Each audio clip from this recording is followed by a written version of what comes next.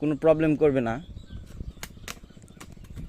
যদি কিনা বড় ঝড় হয়ে থাকে সেক্ষেত্রে প্রবলেম কিছুটা হতে পারে, তারপরও ক্ষতি হলেও আহামরি ক্ষতি হবে না। কেননা আমাদের এবারে যে বাগানটি রয়েছে, মানে এবারে যে বাগানগুলো রয়েছে, এগুলো মানে ছোট থেকেই এতটা শক্তিশালী হয়ে গাছ উঠেছে।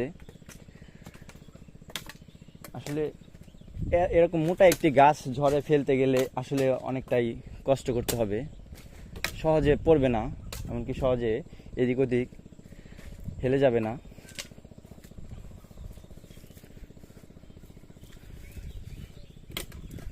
এই গাছটি আমার বাগানের মধ্যে অনেক পছন্দের, কেননা এই গাছটিতে অনেক ছোট থেকেই পেঁপে ধরেছিল, এমনকি গাছটি ছোটকাল থেকে অনেকটাই শক্তিশালী হয়ে উঠেছে। বাগানের কিছু কিছু গাছ থাকবে যেগুলো আসলে অনেকটাই সুন্দর অন্য সব গাছের থেকে। আপনারা সঠিক সময়ে পাতা কেটে দেবেন, দেখবেন আপনাদের ফলন অটোমেটিকলি ভালো হয়ে যাবে। আর যদি পারেন বাগান সবসময় পরিষ্কার রাখবেন। আসলে ঝড়ের মধ্যে তো অতটা পরিচর্যা করা আসলে যায় না যতটা আর কি করা প্রয়োজন।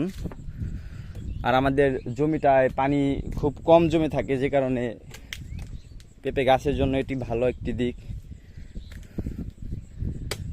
তো আপনারা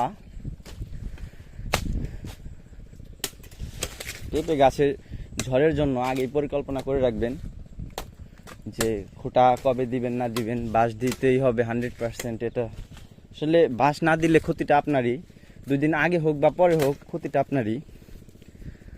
এর জন্য আপনারা আগে থেকেই পরিকল্পনা করে রাখতে পারেন যে আপনারা কি বাঁশ দিবেন কি দিবেন না। যদি না দেন তাহলে আপনাদেরই ভোগান্তির শিকার হতে হবে, কারণ জোরে ঝড় আসলে একটি গাছে 60 কেজি পেঁপে থাকে, 40 কেজি পেঁপে থাকে।